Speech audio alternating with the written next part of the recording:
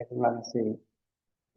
Pertama-tama ini kenapa saya beri judul Selayang Pandang itu adalah sepintas gambaran eh, tugas-tugas yang ada di bidang akuntansi dan keuangan.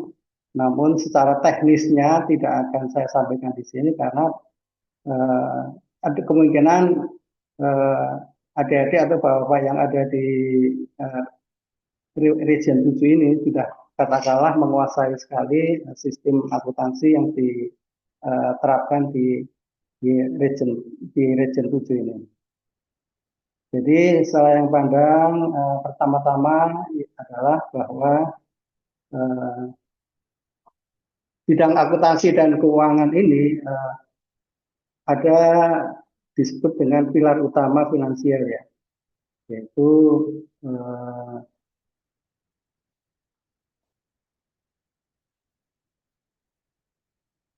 suatu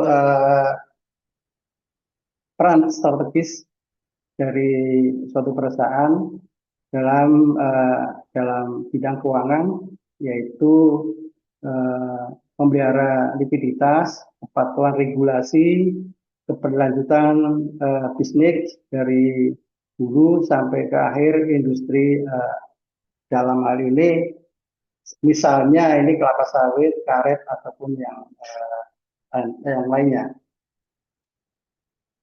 Kemudian ada tiga pilar yang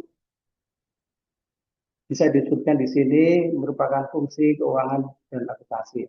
Yang pertama adalah akuntansi dan pelaporan. Di sini adalah mengelola pembukuan harian, pencatatan jurnal, pelaporan neraca dan laba ruginya sesuai dengan standar akuntansi keuangan yang harus dipatuhi oleh perusahaan. Di samping kita juga kepatuhan untuk melaporkan perpajakannya secara periodik. Pilar yang kedua adalah operasional dan kas, yaitu di sini menjaga kelancaran arus kas masuk atau keluar dan memastikan ketersediaan dana operasional kebun, memantau piutang, misalnya hasil penjualan CPO, karet, dan melunasi semua yang menjadi kewajiban perusahaan. Yang ketiga adalah strategis dan risiko. Strategis di sini menyangkut dalam hal ini adalah penyusunan RKAP baik tahunan maupun jangka panjang. Kemudian di dalamnya adalah menganalisis kelayakan daripada investasi alat atau aset yang baru di pabrik. Kemudian memitigasi fluktuasi harga komoditas global serta mencari sumber pendanaan yang optimal. Nah, untuk fluktuasi harga komoditas ini memang sudah disampaikan tadi oleh Bapak Dirjen Head bahwa saat ini harga-harga komoditas yang dihasilkan ini sangat terpengaruh oleh kondisi apa namanya mata uang yang ada di dunia. Kemudian berikutnya itu khususnya terutama masalah di karyawan sebagai karyawan keuangan itu ada 10 tugas utama yang ini saya bagi menjadi dua hal. Yang pertama adalah perencanaan dan operasional, yang kedua risiko, kepatuhan dan aset. Yang pertama, untuk perencanaan operasional itu menyangkut dalam hal ini yang adalah perencanaan dan anggaran, yaitu menyusun RKAP yang realistis berbasis kebun dan pabrik. Kemudian masalah pelaporan keuangan, yaitu menyajikan data transaksi akurat dan terpercaya untuk keperluan audit eksternal yang dilakukan oleh KAP. Yang ketiga adalah pengelolaan arus kas, yaitu menjamin pembayaran semua pembayaran termasuk gaji dan tagihan yang menjadi kewajiban perusahaan secara tepat waktu. Kemudian berikutnya adalah analisis keuangan. Di sini adalah mengevaluasi performa laba operasional dan margin baik EBITDA, earning before income tax, depreciation dan amortization, maupun dari EAT-nya, earning after tax-nya. Yang kelima adalah mengenai kredit dan piutang. Itu memastikan penagihan hasil penjualan produk yang dihasilkan berjalan lancar.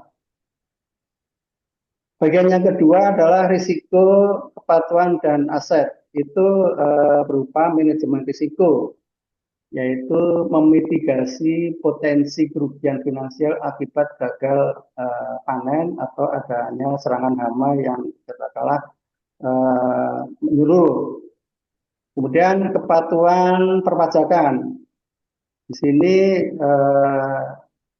diperlukan adanya perhitungan dan pelaporan jenis-jenis pajak yang ada, diantaranya PPN, PPh pasal 21, 22, 23, 25, secara tepat waktu.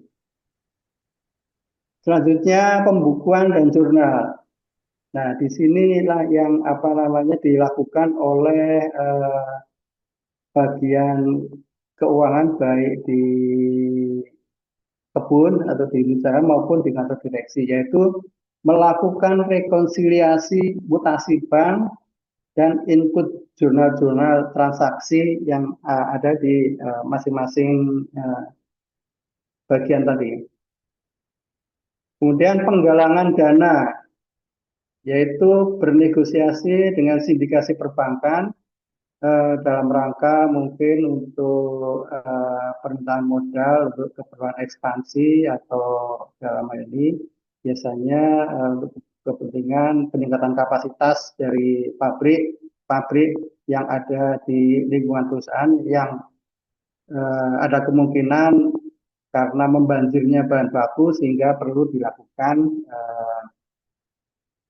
peningkatan kapasitas di samping untuk katakanlah memperbesar skala usaha dari perusahaan. Kemudian manajemen aset, yaitu mengelola properti, peralatan, investasi, memastikan pemeliharaan dan penggunaan yang optimal, serta pencatatan depresiasi daripada aktiva tetap, yaitu yang adalah alat berat, terus alat-alat kendaraan maupun mesin-mesin di pabrik-pabrik yang ada. Itulah 10 tugas utama bagian keuangan. Kemudian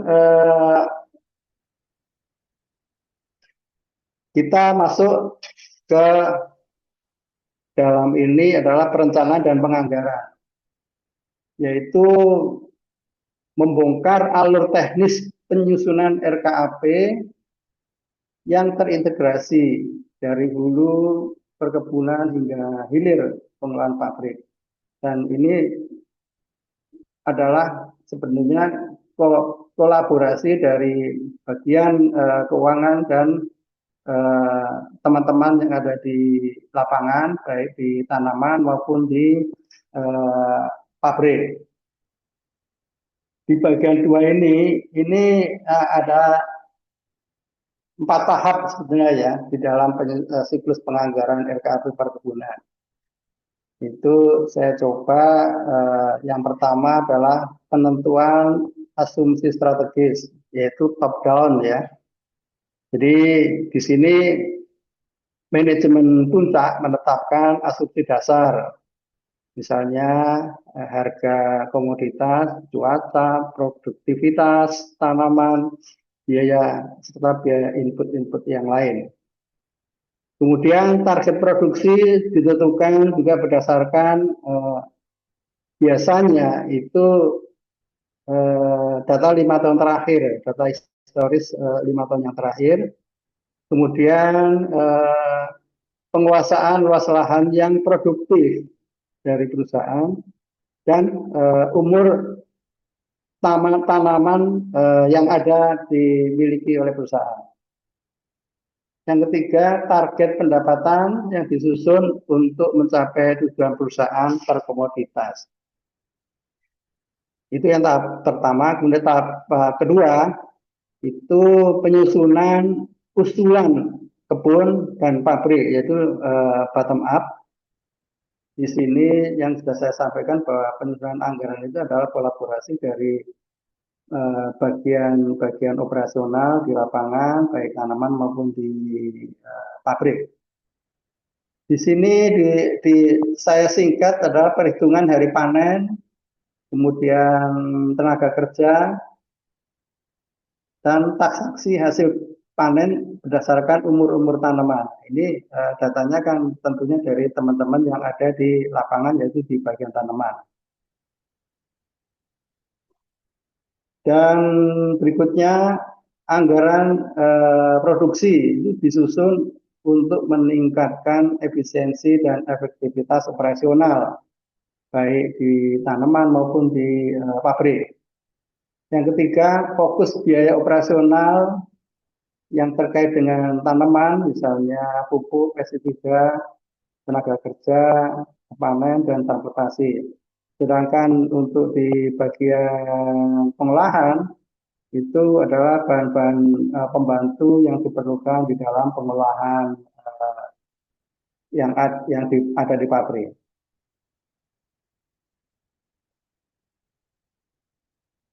Tahap berikutnya, siklus berikutnya adalah proses penyusunan anggaran. Nah, dalam hal ini adalah saya sebutkan kolaborasi atau partisipasi ya. Yang pertama melibatkan pelaksana anggaran dari mulai manajer kebun ataupun supervisor dan jajaran di bawahnya, misalnya supervisor, kemudian asisten supervisor, itu dilibatkan semua di dalam proses negosiasi tentang rencana produksi yang akan dianggarkan. Kemudian terdapat tahap negosiasi dan revisi antara pihak pengusul dan manajemen puncak, biasanya seperti itu.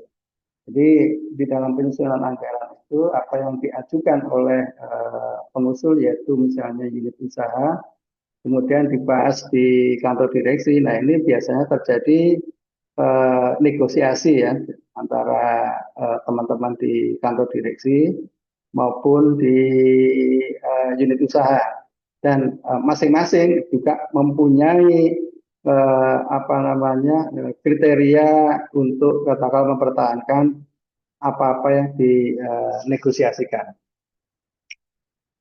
Kemudian yang ketiga adalah struktur organisasi dengan pemisahan tugas dan wewenang yang jelas di dalam membantu proses perencanaan. Kemudian siklus yang terakhir adalah pengendalian, pengawasan, dan evaluasi. Di sini pelaporan realisasi anggaran disampaikan kepada direksi sebagai bahan evaluasi dalam bentuk misalnya di laporan manajemen ya, itu isinya adalah secara lengkap yang menyangkut semua aspek baik yang ada di lapangan maupun yang ada di bidang administrasi ya, di kantor direksi pun juga seperti itu. Kemudian anggaran berfungsi sebagai alat pengendalian manajemen untuk mendeteksi penyimpangan. Jadi nanti setelah ini mungkin ini kan cocok dengan apa yang akan disampaikan oleh PJ ini, Kepala Bagian Keuangan dan Anggaran, itu dalam hal pengendalian anggaran. Yang ketiga adalah penggunaan penggunaan angka estimasi dalam pelaporan dapat mengurangi efektivitas pengendalian. Nah, jadi ini sangat diperlukan sekali angka-angka estimasi untuk efektivitas pengendalian di dalam penyusunan anggaran. Kemudian data yang diperlukan ya untuk kebutuhan data di dalam penyusunan LKP adalah yang pertama adalah data produksi ya. Data produksi itu menyangkut ada 4 kategori yaitu data historis, kemudian data areal dan mesin, kemudian norma dan losis, serta gudang dan logistik. Untuk data historis, ini khususnya yang di bagian tanaman, itu adalah data yang diperlukan adalah realisasi produksi TBS, mungkin ya realisasi produksi selama 5 tahun terakhir, dan tren produktivitasnya per hektar. Itu juga sangat diperlukan untuk penyusunan RKP-nya. Dan nanti saya berikan contoh mengenai proyeksi produksi yang dalam hitungan katakanlah 3 tahun yang akan datang. Kemudian di aspek pengolahan, data historis yang diperlukan adalah rendemen dari produk yang dihasilkan. Jadi misalnya untuk pabrik kelapa sawit yaitu CPO dan inti sawit itu data historisnya tentunya ada selama 5 tahun terakhir, dan ini tentunya untuk menentukan rencana anggaran yang akan dibuat pada tahun yang bersangkutan. Kemudian areal dan mesin. Untuk di bagian tanaman itu luas tanaman menghasilkan dan tanaman belum menghasilkan itu sangat diperlukan sekali. Jadi kondisi lahannya juga harus dipertimbangkan juga melihat peta topografinya, kemudian jadwal pekerjaan-pekerjaan yang dilakukan di lapangan, baik tanaman menghasilkan maupun tanaman belum menghasilkan.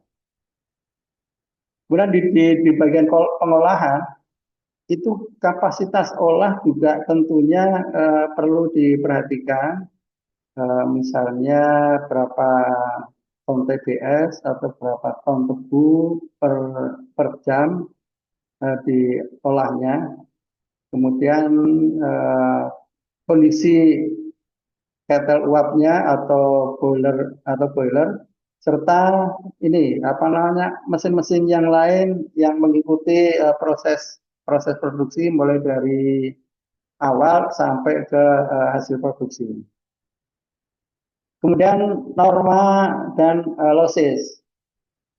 Itu untuk di tanaman itu toleransi kehilangan panen itu menjadi tanggung jawab utama dari bidang tanaman ya, karena norma-norma kebutuhan pupuk juga sangat diperlukan, kemudian herbisida, pestisida, insektisida itu juga ada itu norma-normanya, dan itu harus cermat di dalam penyusunan anggaran. Kemudian untuk aspek pengolahannya adalah batas toleransi kehilangan, misalnya untuk PKS adalah kehilangan minyak yang larut di kolam limbah misalnya, terus kemudian ampasnya, kemudian ini konsumsi bahan bakar maupun bahan kimianya itu juga sangat perlu diperhatikan, karena dengan norma dan proses ini adalah suatu patokan untuk pengendalian bahan-bahan yang diperlukan, misalnya kebutuhan bahan bakar maupun kebutuhan bahan pembantu lainnya.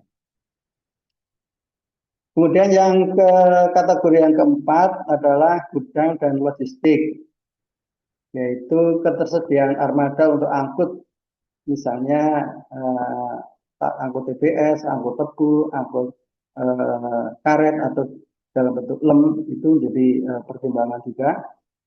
Kemudian kebutuhan jembatan timbang pun juga harus diperhatikan karena perhitungan-perhitungan produksi itu diawali dari adanya jembatan timbang yang akurat ya, karena hasil timbangan inilah yang akan dipakai untuk menghitung eh, nanti apa namanya rendemennya berapa itu digunakan dari jembatan timbang yang dimiliki. Kemudian untuk di bagian pengolahan itu gudang dan logistik ini sangat-sangat diperlukan, yaitu dalam bentuk keberadaannya tangki timbun, misalnya CPO maupun gudang-gudang karet itu ya, itu ada gudang inti, kemudian ada fasilitas sistem instalasi pengolahan limbahnya juga ini menjadi perhatian karena ini menjadi pokok pedoman di dalam penyusunan anggaran. Kemudian data berikutnya adalah data ini apa tenaga kerja. Data tenaga kerja ini juga harus dimiliki oleh semua bagian ya, baik di bagian tanaman maupun di bagian pengolahan untuk keperluan penyusunan anggaran. Jadi terkait dengan tenaga kerja ini adalah misalnya nanti sistem penggajiannya atau pemberian upah, penentuan upahnya berdasarkan UMR, kemudian tunjangan-tunjangan kesejahteraan, tunjangan apa namanya yang lain itu tetap berpedoman kepada aturan-aturan yang ada di perusahaan. Jadi untuk biaya tenaga kerjanya itu adalah dihitung semua ya. Jadi karena ini nanti menyangkut kebutuhan dana untuk bidang tenaga kerja. Jadi saya sebutkan di sini di dalam melakukan perhitungan jumlah tenaga kerja yang ada itu dimulai dari kantor direksi maupun unit-unit usaha yang ada di kebun. Di semua bagian, baik bagian TUK, bagian tanaman maupun bagian teknik pengolahan. Dan sebetulnya ada satu hal yang sangat diperlukan yaitu mengukur kualitas tenaga kerja dan produktivitas per pekerja. Nah ini memang jadi problem ya dari dulu pada saat saya masih aktif, itu teman-teman membuat ini apa produktivitas per pekerja itu juga katakanlah sangat sulit dan memerlukan penelitian yang bertahun-tahun sehingga dengan pengalaman yang bertahun-tahun itu bisa ditetapkan produktivitas per pekerja itu sebetulnya berapa. Itu menjadi problem. Mungkin untuk saat ini jika ada itu juga sangat memungkinkan untuk di dalam penyusunan RKAP-nya. Kemudian yang ketiga adalah data-data harga. Itu harga-harga terkait dalam ini adalah biaya tenaga kerja, harga barang-barang, harga bahan saprodi, bahan-bahan pembantu pengolahan, dan bahan-bahan lainnya. Yang kedua, harga terkait proyeksi jual dan nilai tukar. Nah ini juga yang perlu diantisipasi adalah harga nilai tukar karena ini juga sangat terpengaruh, sangat mempengaruhi pendapatan dari produk komoditi yang ada di perusahaan. Jadi di dalam anggaran itu data-data yang perlu disiapkan secara garis besarnya itu saya bagi tiga tadi. Kemudian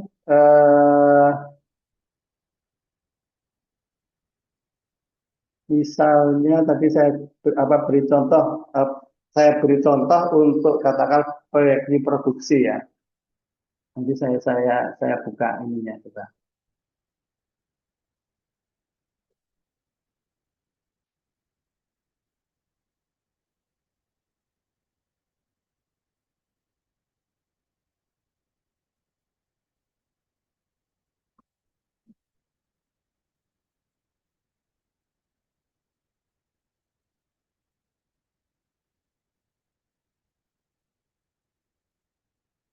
Nah ini untuk contoh-contoh dari proyeksi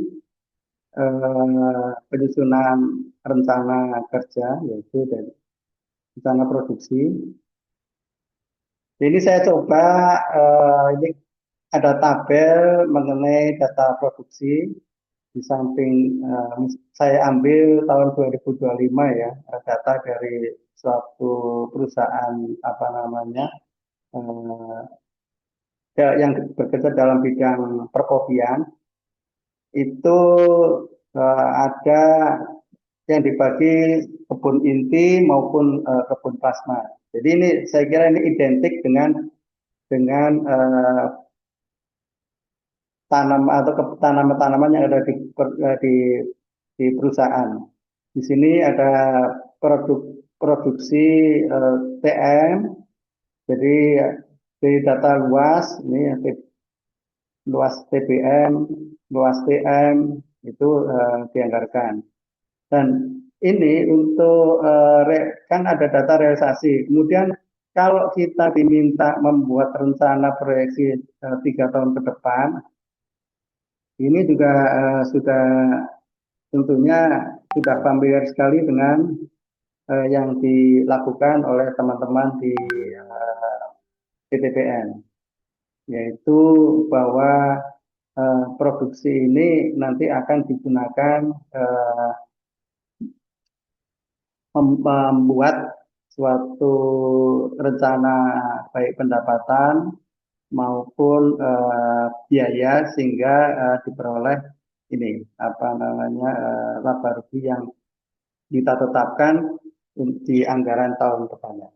Jadi ini saya kira sudah sangat familiar ini cara pembuatan ininya anggarannya. Jadi dan misalnya luas luas yang dianggarkan untuk luasan TBM 1, TBM 2, TBM 3, TBM 3 ini pada tahun depan ini sudah bisa menjadi langsung masuk ke TM. Jadi produksinya ini langsung bisa masuk ke TM, sedangkan TBM 2 menjadi di tahun berikutnya adalah TBM 3, sedangkan TBM 1 itu tahun berikutnya menjadi TBM 2. Nah, ini sekilas contoh dari apa namanya penyusunan proyeksi produksi. Jadi mulai dari tanaman sampai ke produksinya, produksi dalam bentuk tonasenya. Itu contoh yang mungkin teman-teman yang ada di PTPN sudah sangat familiar ya dengan kondisi itu. Kemudian saya lanjutkan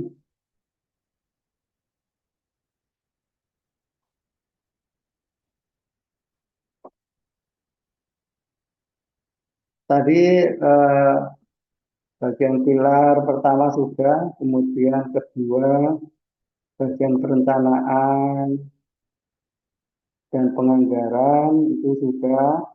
Kemudian yang ketiga adalah standarisasi pelaporan keuangan. Jadi sekarang ini terkait dengan pelaporan keuangan yang dilakukan oleh bagian keuangan dan akuntansi.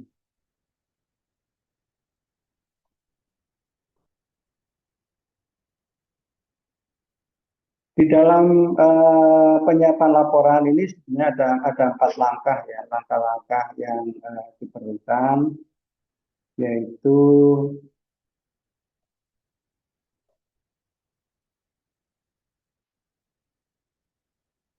ini.